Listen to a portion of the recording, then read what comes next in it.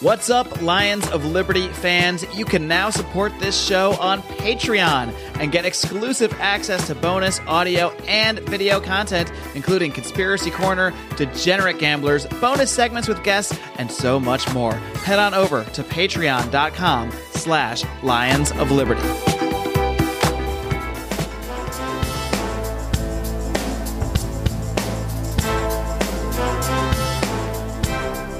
Welcome to Felony Friday, a presentation of the Lions of Liberty podcast. Here is your host, John Odermatt. Felons, friends, and freedom lovers, welcome back to another edition of Felony Friday, a weekly show right here on the Lions of Liberty podcast. Of course, Felony Friday is the only show that focuses each and every single week on exposing injustice in this nation's broken criminal justice system. Felony Friday is one of three shows that we have here on the Lions of Liberty podcast. And you can get all three shows by subscribing on iTunes, Stitcher, Google Play, whatever you prefer, whatever your favorite podcasting app is. And those three shows are, in addition to Felony Friday, every Monday, we have a show hosted by Mark Claire, our longest-running program, our flagship program, where Mark interviews leaders in the Liberty movement. And from time to time, about once a month, he will host a roundtable discussion as well. Every Wednesday, we have Electric Liberty Land, hosted by Brian McWilliams. That, of course, is your weekly shot of culture, comedy, and liberty. I got a great show lined up for you this week on Felony Friday. I got two people coming on the show to talk about prison reform, criminal justice reform, the need for clemency. Two friends that I've had on the show in the past that have been a big influence on the path I've taken with this show. And they've actually connected me with a lot of the guests that I've brought on. So I'll introduce them shortly in just a moment. But first, I want to let you know that since this is episode 127 of Felony Friday, that means you'll be able to find the show notes for this episode at lionsofliberty.com/FF127. That's it. Let's get rolling with today's episode. Today on Felony Friday, I am joined by two guests that are both making their second appearance on Felony Friday. And I wanted to, and I asked these two to come back on the show to help to shine a light on some stories of some nonviolent offenders who are still incarcerated today, who did not get released during the wave towards the end of Obama's second term.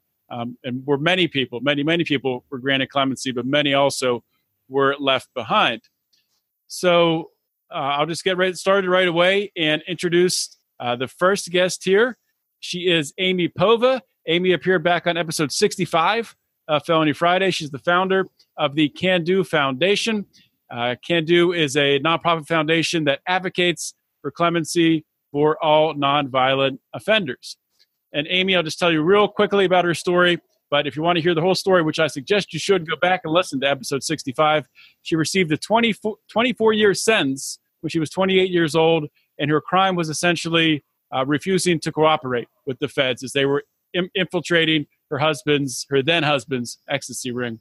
And Amy never stopped fighting, and she ended up, after attracting really national media attention and through a massive letter writing campaign, which garnered support from members of the House and Senate, she was able to get clemency. And she got clemency back in July of 2000. So, Amy, welcome back to Felony Friday. Oh, thank you so much for having me, John. We love Felony Friday and Lions of Liberty. Well, thanks for coming back on the show. And I'll come back to you, something I want to talk to you about, but I want to introduce the other person who people are seeing on the screen here, so they're probably wondering, and that is Malik King. And Malik appeared back on episode 67 of Felony Friday. He is the prison outreach coordinator for the Can Do Foundation. He's a prison activist, and he advocates, he opposes mandatory minimums, cruel and unusual punishments, torture, of course, including being opposed to solitary confinement and draconian sentences that do not fit the crime. And between Malik and Amy, these two have been sort of behind the scenes producing Felony Friday helping me meet and communicate and have these great interviews with so many people who have come on this show and just shared amazing stories. So Malik, welcome back to Felony Friday. Thanks for having me back. So guys, let's just dive right into it. And I know you've both been super busy with different things. The first thing I wanted to talk to Amy about, I know that you were recently in Washington, D.C. at the White House. So you could tell us what you were doing there and how that went for you.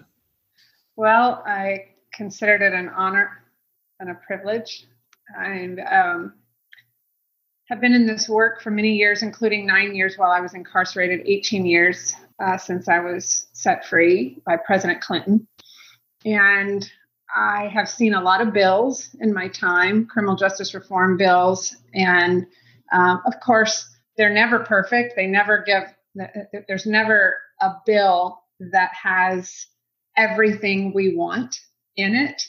But the prison reform bill that Jared Kushner is championing, and also Republican Representative Collins and Hakeem Jeffries, who's a Democrat, has bipartisan support. They co-sponsored the bill, which is now called the First Step Act. I have to admit, there was a lot of noise about the bill and completely different opposing views. So when in doubt, read it yourself, right? I tend to stick to my lane, and I try to work with clemency, but also different things that are going on inside the prison system. So I'm very, very busy communicating directly one-on-one with prisoners, as is Malik. And so I tend to let the legislative things be digested and advocated by organizations that are experts in that field, and that it's in their mission statement to work on legislative issues. But I read the bill and I was shocked because for possibly the first time, maybe not the first time, but I read a bill that did not introduce additional mandatory minimums and a lot of stuff in there that I would oppose. It was very heavy on some great prison reform issues that we feel strongly about, like not shackling pregnant women during child labor to the bed, more good time credits. We fought for a long time to try to get the 54 good days implemented, which I received 54 good days per year when I was in there. We all did. And somehow the BOP came up with a loophole and said, we really only have to give them 47 days, because it shouldn't be based on the sentence the judge gave them. It should be based on the sentence that they're going to serve. So, they get so little, the prisoners get so little. And then to take that away, this bill puts that back. Wardens can no longer deny somebody compassionate release just because they can and say no. That's the problem. And that's why nobody gets compassionate release, because a warden can just say no. He doesn't have to give a reason. This provides oversight and accountability. Terminally ill patients can now ask for a sentence reduction 72 hours after they are diagnosed with a terminally ill condition. Their attorney and their family members have to be made aware of it. I could go on and on and on, but I don't want to take up all the time on that. But I saw so many wonderful things in this bill that I was actually shocked that there were so many people, so many organizations on the left that were opposing it. So I got on board together with other organizations like Cut 50 and FAM, and we were asked to go to the White House. So that was quite an experience. And I found it, I was also asked to speak on women's issues in a workshop. So we did all of that at the Eisenhower office building, which is where we always went during the Obama administration. Anytime there was a summit or anything going on, when we were invited to the White House, we were in the Eisenhower office building. This time, what made this a little bit different, especially for me, was that after we had our event at the Eisenhower office building, we all walked over to the White House And it was an incredible presentation because we went into the East Wing, and then after that, we were all escorted into the large room where they had the big press conference, and everybody was there. Mike Pence, Ivanka and Jared, of course. President Trump came in and spoke. So all the Jeff Sessions was sitting on the front row. So it was interesting. A little bit awkward for Jeff Sessions. It was one of those things where you just wish you could get, a little bit of FaceTime with him. But Topeka Sam and Jessica from Cut 50, Van Jones moderated. And so it was wonderful to have Topeka Sam, a formerly incarcerated woman, sit on that stage and address everyone in the audience, which again included Jeff Sessions. I thought it was incredibly rewarding, and I felt wonderfully represented by a formerly incarcerated woman who, maybe the first time ever, Jeff Sessions had to sit there and listen to what she had to say. And I think we need more of that, because we can't change minds and make progress inside an echo chamber. We have to start talking to those who need to hear what we have to say, because you never know what can move somebody's heart. Yeah, I think too often, especially in today's social media world, we get stuck in these little echo chambers or little Facebook groups, and we're talking to people that we agree with. And that's not going to move policy. That's not going to change things. So you're 100% right. And I love the video you posted, Van Jones, talking about the need for people on the left, especially. I think the video was directed to people on the left because there was so much opposition, as you said, where, this might be surprising that this is happening, but it's happening. So you got to take advantage of it. And there's a lot of stuff I don't agree with Van Jones on, but criminal justice wise, prison reform wise, I'm fully on board. I'll support him all the way. So I think it's great, and hopefully this is just the very beginning of things to come. Mm-hmm. But Malik, I wanted to ask you. You have something pretty exciting happening here in the next couple hours. So maybe if you could share what that is. Yes. So the individual's name is Timothy Tyler. He got locked up somewhere around like 1991 for, I think it was possession with intent to distribute LSD. And he was locked up for 26 years. So today he just got out. So at about 9:30 Eastern Standard Time, I'm supposed to meet him down at the Greyhound station on his way back to Vegas. So that should be exciting. We'll go down there, meet him, take some pictures, try to show him how to use a cell phone a little bit more real quick, because he's having some hard times. He has a brand new, Samsung Galaxy 7 or whatever it is. So, of course, he's lost. Yeah. So how long have you been communicating with him, writing letters back? Tim, maybe like about, 5 years maybe or something like that. And what was he in for? So he was like, with the Grateful Dead crowd.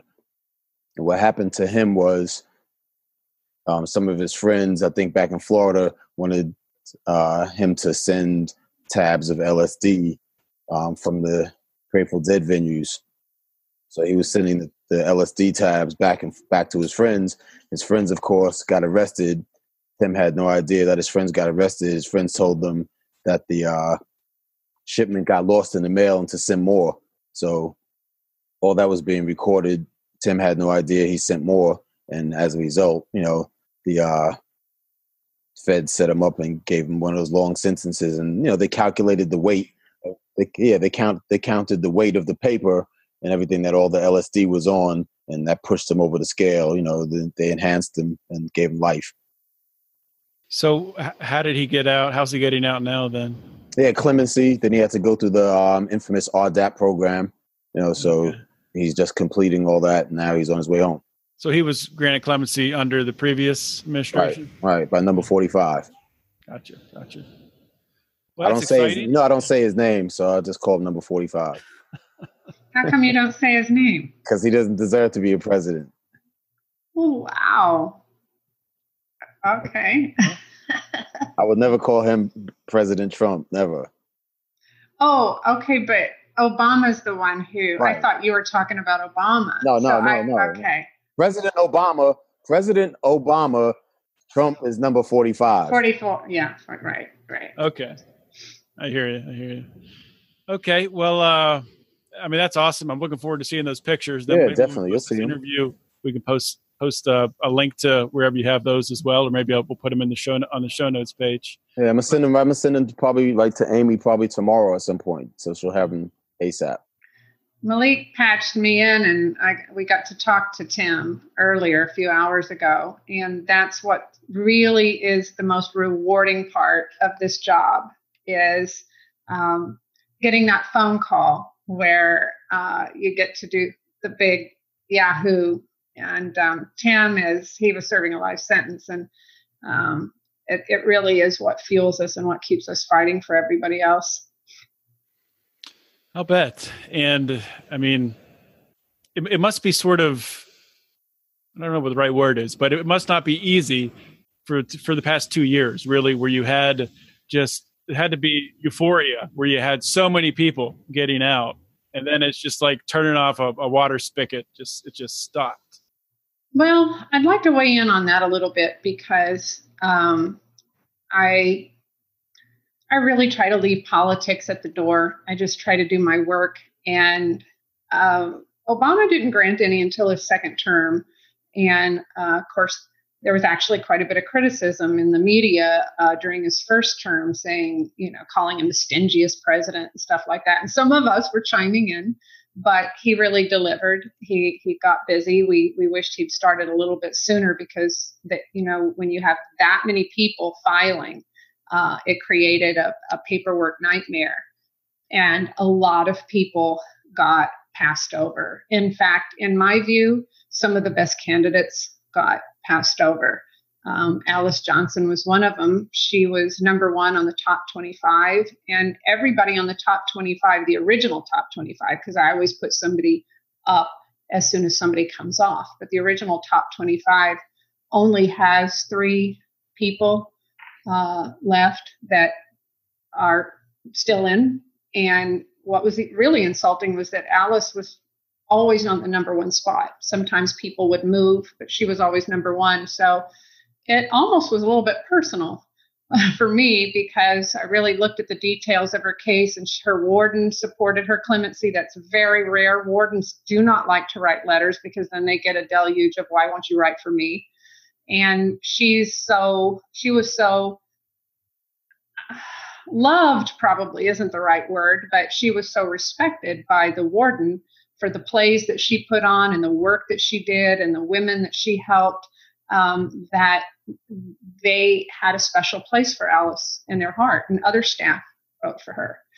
So we're really hoping that President Trump is going to step up. And in fact, we've been working really hard lately getting people to support her clemency, and fingers crossed, because we do need some more energy with regard to commutations. And pot prisoners, people who are serving life for pot, and women were particularly, in my view, passed over because only 105 women out of 1,715 people received clemency under the Obama administration. And the women got really butchered in the 90s due to the conspiracy law.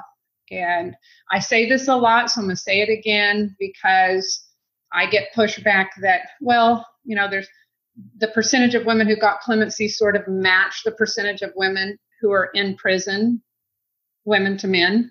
But I don't accept that theory because I met so many women who are in there behind the actions of a boyfriend, a man, even sometimes a family member, son, grandson. But I don't know that many men who are in prison because they were married to a woman or some woman in their life was a big queen pin, and they're sitting in prison serving a life sentence due to the actions of a woman. There may be a few, but I guarantee you it's very few. But women are in there based on the conspiracy law transferring guilt from one person to the other. So you're just as guilty as the the biggest kingpin in the case, even if you were one little spoke in the wheel and gave somebody a ride or something like that, or just collected some money. Right. We don't rise to the level of our expectations, we fall to the level of our training. Those epic words from Archilochus can sum up your ability to succeed or fail in business. I want to recommend Conversation Mat Time to our listeners as a way to hone your one-on-one conversation skills in a role-playing session that can help take you to the next level. During 25-minute sessions, you'll work through the best way to approach that raise, that interview, or that relationship with a practiced professional that will provide the confidence and experience you need to get paid what you're worth or take that interpersonal risk you've never been able to conquer. Just like in jiu-jitsu, the difference between a novice and a black belt is mat time. Train to win. Visit conversationmattime.com. Once again, that is conversationmattime.com. So what is Alice in for? She's serving life. Once again, it's conspiracy. It's a conspiracy drug case. Like, I really don't know very many cases in the federal system that aren't conspiracy cases. Yeah, so you're talking about your top 25 list, and you update it whenever anyone gets clemency. So there's Alice, and then who are the two others from the original? Oh, from the original, I've got the list here. Actually. Sorry to put you on the spot. But. Oh no, that's okay. I've got the Barbara Pacheco and Melissa Trigg. She should have received it. And I no longer count Lori Kavitz because Lori Kavitz walked out of prison just the other day, but she should have received it, and she was on the original one. And she served all of her time. Her judge even wrote a letter begging the pardon attorney to set her free because he gave a huge speech the day he sentenced her that he didn't want to give her 24 years. And I'll never know why the Office of the Pardon Attorney and the Department of Justice chose to not give clemency to some of these.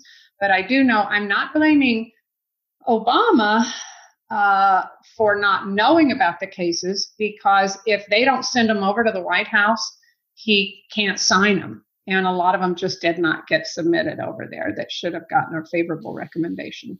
So you think really some of it was just too much paperwork and they just got... Well, it was probably because the prosecutor was against them getting it. And we know that for a fact on some of them, that the Department of Justice leans in favor of what the prosecutor says, and they get to weigh in. And so often, if the prosecutor is adamant and still maybe angry that you wouldn't cooperate, or, who knows, some of these cases, the drug amounts got embellished. And not all these cases are perfect cases with regard to the way the trial went, or the convictions, or the forced testimony. So I won't, I shouldn't speculate, but I think that there was probably pushback from whoever was prosecuting the case. And also, there was just so much paperwork. It was a logistics nightmare. So Malik, for you, because I know you're still communicating, you're writing letters and talking with a lot of people that are still in. Are there any couple cases that really jump out to you as people who were passed over? Craig Cecil, definitely. Craig Cecil. He's a pot lifer. And what's his name? There's another gentleman named Aaron Sandusky. He's a pot offender also, but I think Michael Peltier. Michael Peltier. How long starting with Jeff Cecil? How long has he been in for? Craig Cecil. He's been in over 20 years. I know that.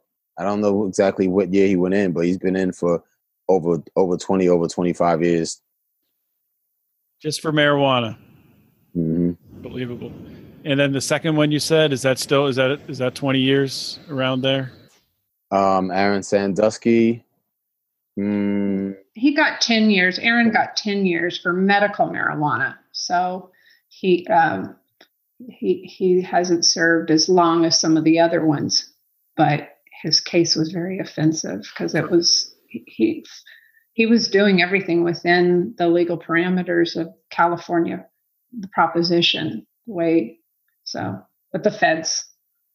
So this was Aaron Sandusky was one of the during the very. A lot of people forget about this. It's crazy it even happened during the beginning of the Obama administration. He was raiding legal dispensaries in California, right? So is that where he got caught? Yeah. Yes, it was. I'm pretty sure he was an Obama era case. I went to his trial when they were doing jury selection. It was here in Los Angeles.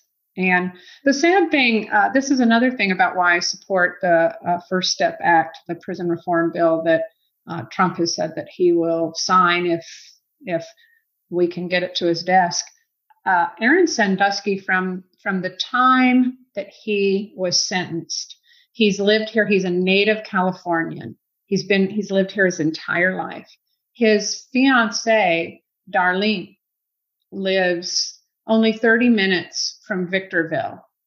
And Aaron was sent to a federal institution in Texas, and nobody would ever give him a reason why he wasn't put in one of the institutions here in California, of which we have many. Although every time he would come up for, it's called team, where you go in front of your case manager and everything like that, he would ask every time for a transfer. Every time they'd say no. And now he has to do the RDAP program, and they're sending him to Florence, Colorado, where it's so far for his fiancée to be able to. She has to fly into Denver, and then she'll have to drive 2 hours. So the Prison Reform Act will strongly lean on the Bureau of Prisons to put a prisoner closer to home if possible.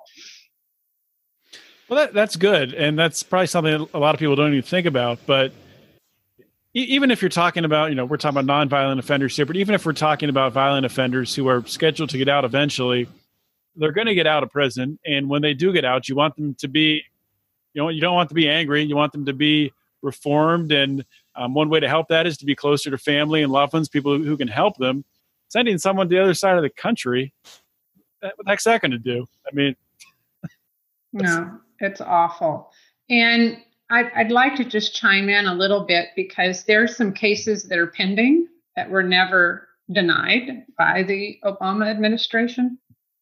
And one of them, as Malik referenced, I don't know if you heard him, was Michael Peltier. He's a paraplegic. He lost the use of his legs at the age of 14.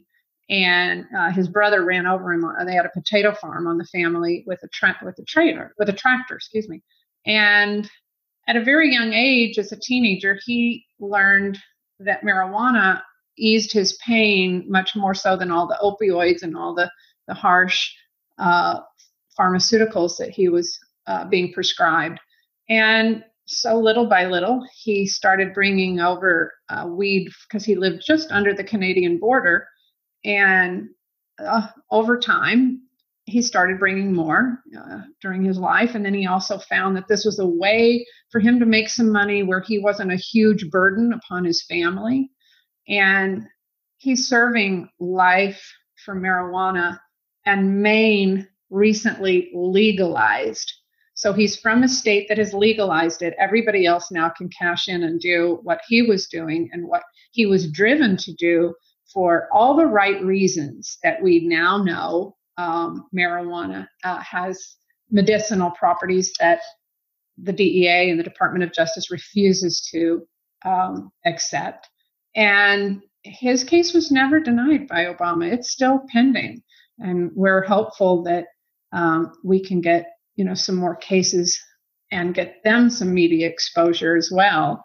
Alice has gone viral. Alice Johnson's case has gone viral. And sadly, that really does help. Not everybody has those connections, but it does help. I would like to suggest that more celebrities take the time to pick a case or two cases and lift them up you don't have to just talk in a broad sweep about being against mass incarceration. There are people on our website who, if you would just lift them up and make your fan base aware. You know how many people don't even believe me when I say that there's people serving life for pot? Most people still are like, nah, no way. I meet people all the time that don't believe me. It's crazy. Well, celebrities could help change that arc if they would, put some faces up. People. Have you had any celebrities reach out, or have you had any interactions with Can Do with celebrities? Not that much. We've interacted with some. I've certainly pitched to several, and I even was able to talk to Bill Maher and asked him to please, would he talk about clemency on his show before Obama even mentioned the Clemency Initiative. I had been at Bill Maher's house once, and I know somebody who knows him really well, and I don't think he believed me that there were pot lifers. He did go on a diatribe for about 10 minutes on his show. And this may sound self-serving, but I sent him the information. I also sent him the documentary that we did 420, and I told him about the last three presidents, because he didn't think that George Bush had ever admitted to doing drugs. And I said, oh, no, he has. It's in our documentary, where somebody was recording him and asked him if he had ever smoked marijuana. And he wouldn't answer the question. He said he wasn't going to answer that because he said, I don't want some kid saying, hey, President Bush smoked it, I think I will. And so that was kind of an admission, because otherwise he would just say, no, I've never smoked it. And Maher covered all those points on his show, and then went real heavy on President Obama to please start granting clemency. And I had bugged him twice to please talk about clemency on his show. I think a lot of times too, and I may be wrong, but sometimes I think the celebrities don't want to get too involved because they may fear that their people that endorse them and back them and pay them millions of dollars to pitch their product will drop them. So they, then a lot of those companies that they're pitching for probably have ties in some way to, the prison industrial complex or private prison. So, And they don't know always. You're right, Malik. And they listen to their lawyers and agents and publicists, and they don't know if there's something buried inside that case that they don't know about. They all tend to think, well, there's got to be more to the story. So, and they do listen to what they're told by the people that are circling them. You're right. Yeah. I guess it's kind of like, it's a weird comparison, but it's kind of like with the Super Bowl, how the Super Bowl halftime show, it's always like the biggest band. It's always a can't miss plays the Super Bowl halftime show. They don't want to take a risk with that. It's the same thing with celebrities helping, reaching out, speaking out about somebody who's serving life for marijuana. They could be right and they could set someone free, but what's the payoff? Just like Malik was saying, I mean, they could be getting endorsement deals, millions and millions of dollars. And it's sick to say it because these celebrities are already filthy rich. And if they see a clear moral injustice, you would hope that they would reach out and try to make a difference. But money talks, I guess. I don't know. But I think eventually there will be a tipping point. And I don't know how we're going to get there or what that tipping point will be. And it could come real quick, I think, depending what happens. I think we will reach a tipping point where maybe once a couple speak out, the more can speak out, and then it's a wave that kind of just takes over. But right, and just for the heck of it, if you don't mind, I just really want to spotlight a few people who are pending. Clarissa Burgoon is serving 20 years, and her case has recently been filed. Rhonda Turpin is pending. It was never denied under the Obama administration. And in fact, a lot of people who had white-collar crime, it's almost like I think the Office of the Pardon Attorney set those cases aside because they were focusing on drug cases, because we noticed that a lot of the white collar crime, which might appeal to the Trump administration, never received a denial. And that includes Elizabeth Rushing. She's a white collar crime. She's serving 24 years. She's a first offender. Hers is still pending. Tanisha Bannister is pending. Shalana McFarland was white collar, serving 30 years, first offender. She's still pending. Tyneese Hall just recently filed again. So hers is pending. And Roberta Bell is one of those cases that, sometimes people want to shy away from anybody that has any violence in their case, which gets very frustrating for me because we've got a couple of cases like Danielle Metz, who made it out during the Obama administration.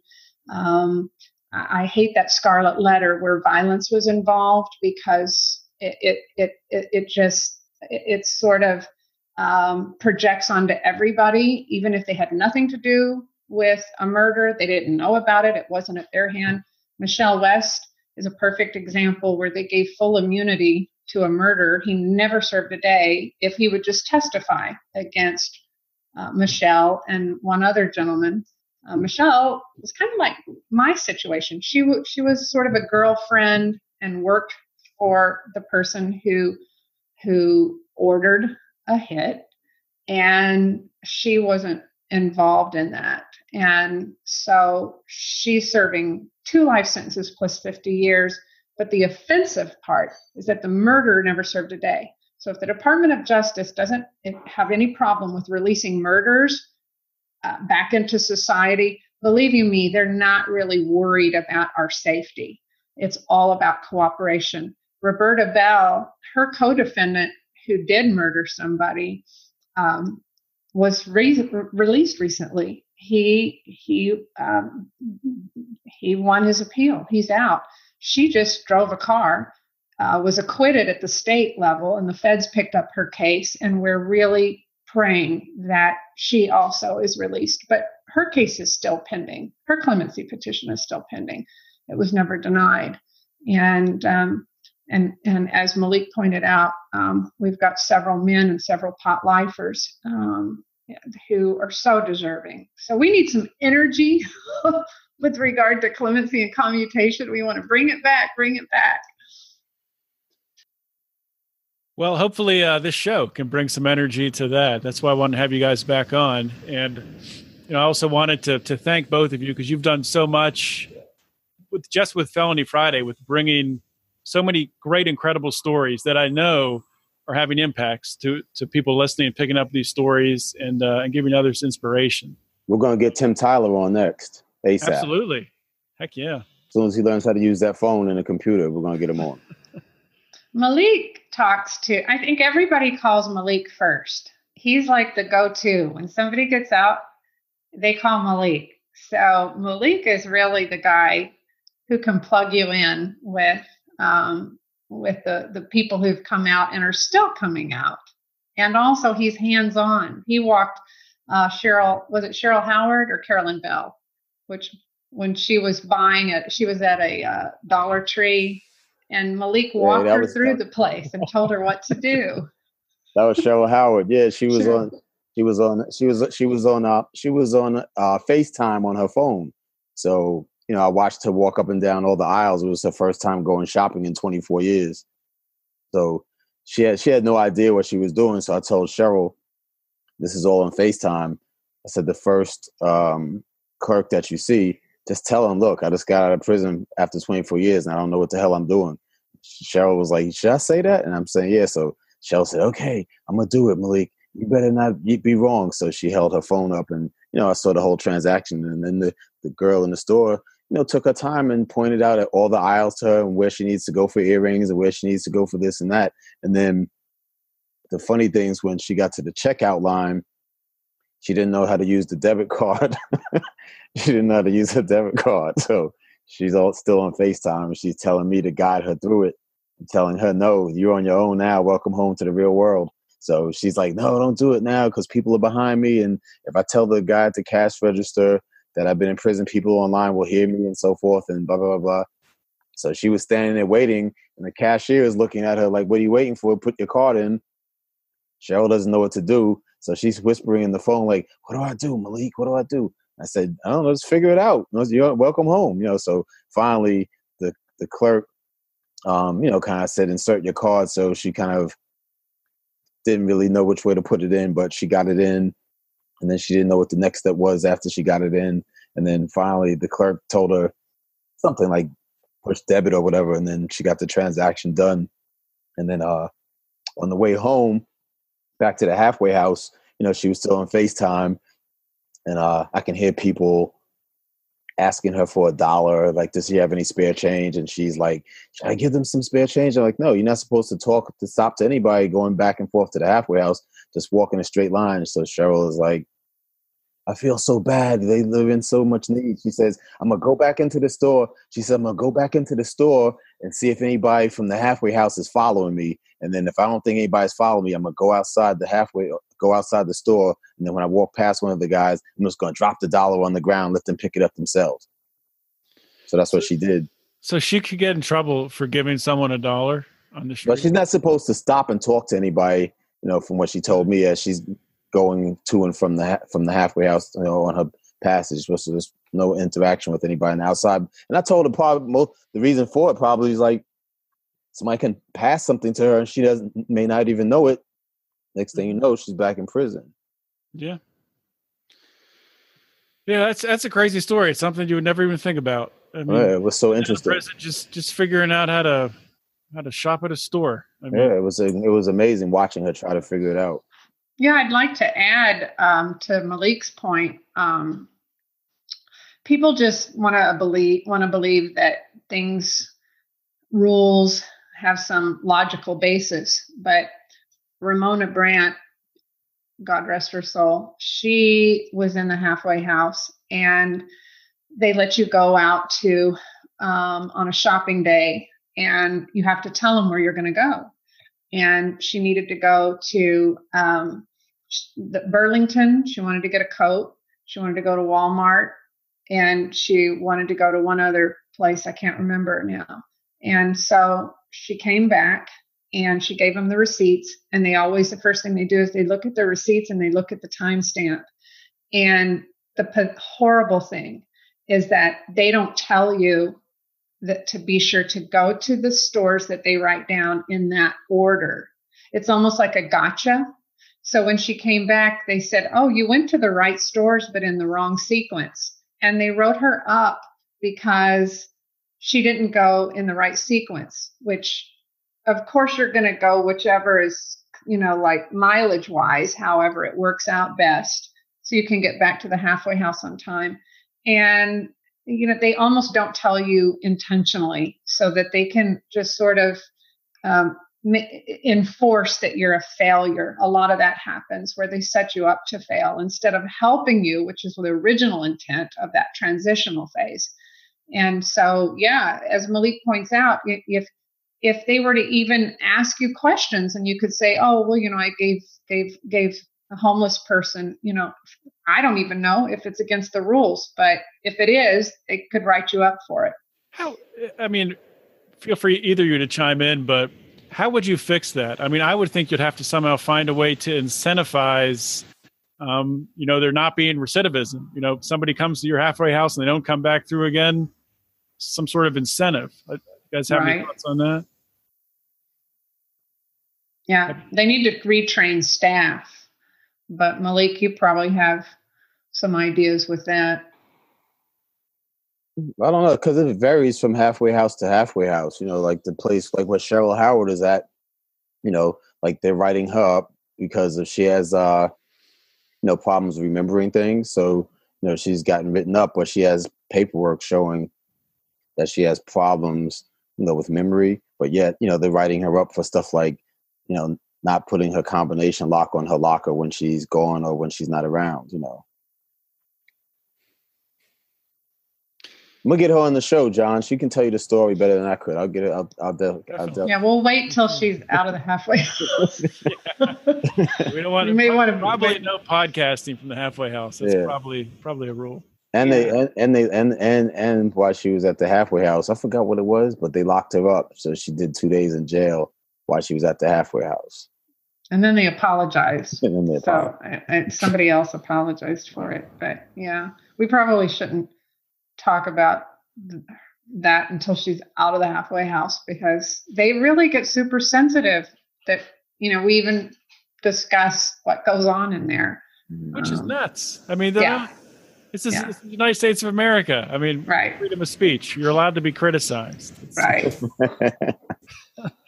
Anyway, unfortunately, we're running out of time, but I just want to give you each some time to some closing words and really anything you want to say. So we'll start with Malik. Well, I definitely want to tell you to keep up the good work that you're doing, John. And, I'll definitely send some people your way to come on the show. Timothy, for sure. Cheryl, when she gets out of the halfway house. And there are a few other people. Maybe we can get Lori to come on the show, too, that Amy talked about earlier. Lori Kravitz, we can get her on. Okay. And maybe Candace Shipman and a few other people. A few more women, because we don't seem to get that many women on the show. We've had a few. I don't know. It probably hasn't been 50-50, but it's been close to that, I think. I'll have to go back and look. Yeah, well, words, Amy? Yes,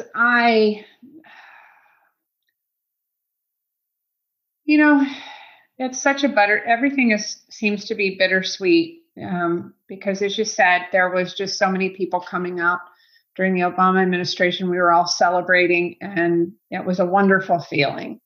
And each time I would celebrate when a list would come out, Malik was the same way. We would also be looking down that list for certain names. And it's very rare in your lifetime that you will find a situation where you will be incredibly happy and sad simultaneously at the exact same time. In fact, I would get kind of a migraine headache from it, because I was so conflicted inside of myself, feeling sad for the people who were not on that list and their children, like Mikkel West, who, and Michelle's daughter and Alice's children, and so many that we're friends with. So I just really want to encourage the Trump administration to take a good look because he can be a hero here for the people who got passed over for whatever reasons. And I think the women and the pot prisoners really need a hard look, because they kind of got shafted. And I'm not trying to blame. I'm just saying I was disappointed. And so we're just going to keep going hard with this and pushing for clemency. And we want to see some sentencing reform. Everybody that's opposed to the prison reform bill is unhappy with it because it doesn't also include sentencing reform. But what I keep telling people is that if you would push for it as it goes through the Senate level, it can be amended. We feel Grassley is going to dig in and probably want some things. And when was the last time you ever heard politicians arguing with one another because they want more perks and reform in our favor? Usually they were fighting because, they didn't want to look soft on crime. The narrative has changed. And now we almost have them arguing with one another because they're saying, well, no, it doesn't go far enough. So this could be a win-win if we will allow the bill to gain momentum. And there's nothing wrong also in having the prison reform bill, and our sentencing reform advocates don't go away if the prison reform bill is passed. We're still going to fight for sentencing reform. Right. Yeah. In the Senate, like you were saying, there's there's some Republicans that I'm sure are going to want more, like Senator Rand Paul, Senator Mike Lee. I feel like I'm forgetting a third, but yeah, so they're very They want the 924C in there, and right. We do too. Yeah. So it'll be interesting to watch. And just want to say thank you guys once again for coming on the show. Thank you. And look forward to you guys sending more people my way and sharing their great stories with wonderful Felony Friday listeners. So definitely. Thank you guys. Thank you, John. All right. We're back to work. Have a great night. All right. Thank you. Bye-bye. I hope you guys enjoyed that episode truly as much as I enjoyed recording it and getting to sit down with Amy and Malik and hearing really the stories, stuff that is happening right now in their lives through the contacts that they've made, through their outreach, through their activism. Just incredible things that are happening. I'm not exaggerating when I say this, that this show, Felony Friday, would not be what it is today. I would not have gotten the incredible guests, many of the incredible guests I've gotten so far. I could name them all. There's really too many to even count. I would not have gotten most of them without help from Amy Povah and Malik King. Malik King especially has been instrumental.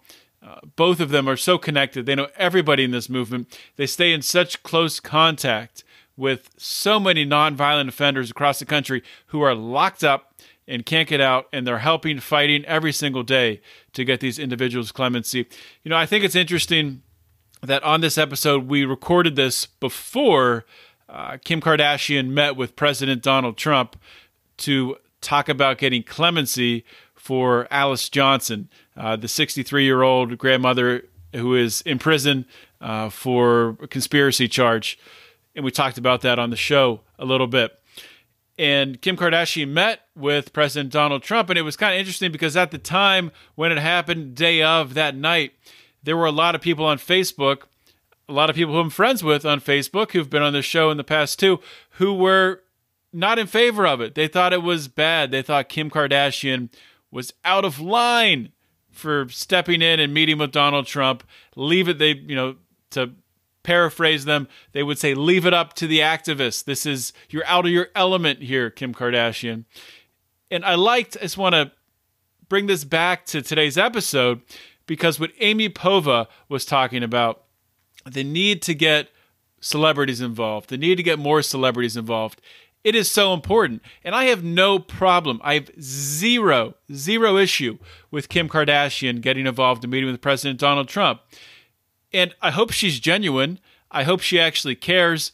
But honestly, even if it's not genuine, even if she's doing it just for selfish reasons, just to get, people to like her more or to think she's a better person, which maybe she is, maybe she isn't. I have no idea. The point being is, whether you like it or not, Kim Kardashian has millions of followers, millions of young people who look up to her, who look up to everything she does. They follow her on Twitter, on Instagram, on Snapchat, everything. And if she's talking about the need for clemency for a nonviolent offender, if she's talking about the need for prison reform, for criminal justice reform, this is exposing that issue to millions of young people, and you can't beat that. You cannot beat that. That is how you win this game in politics today. That is how, as libertarians, when I say libertarians, I'm talking about the philosophy, where you understand that it's not right to lock someone in a cage for a consensual transaction. Even if it's only that little piece that you understand, then I'm on board with you. I agree with you, and let's form a coalition. We don't need to agree on everything. This coalition on prison reform, on criminal justice reform, on getting clemency for these nonviolent offenders, on ending the war on drugs, we don't need to agree on everything. All we need to agree on is the key issues, that the way that this system has operated for years and years and years, for decades, has been inhumane, has been barbaric. In 10, 15, 20 years, when we look back on this, we're going to be ashamed. We'll be ashamed of the people we were, of how we let this occur in this so-called democracy that we have here in the United States of America. So thank you for letting me rant about that today. And I just want to say thank you again to Malik King and Amy Povah for coming on this show. I have so much respect for the both of you. I just want to say one more note, and then I'll close up the show. I just want to remind everyone out there listening today, if you enjoy this show, if you think it's important, if you'd like it to reach more people, then please consider joining the Lions of Liberty Pride. You get perks, you get bonus content, you get merchandise, you get to interact with us depending on the level that you join. We have conference calls and things like that, and we have newsletters we send out every day. So there's different levels you can join at, from $5 all the way up to $25, and I think we do still have one more spot left at $100 per month. But just for that $5 a month, you can get access to all of our bonus content we release, which is, we have a couple of recurring shows that we do, Degenerate Gamblers, Conspiracy Corner. Brian, from time to time, will do an extra episode of Electric Liberty Land. Mark has done some Ask Me Anything episodes. I do some Felony Friday bonus Is It a Crime episodes from time to time. Just great content.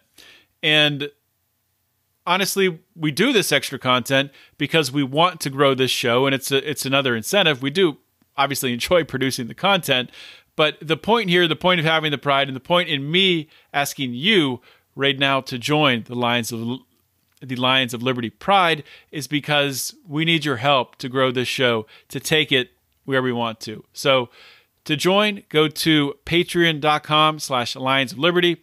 Patreon is a great site. We're able to stream video there and lots of other different things that we weren't able to do with our old setup. So we're doing a lot of new things. We're excited for the future with Patreon. So please consider becoming a member of the Lions of Liberty Pride today. That's it. Thank you guys for listening or watching. This episode is on YouTube. So thank you so much. This is John Odermatt signing off. Always remember to keep your head up and the fires of liberty burning.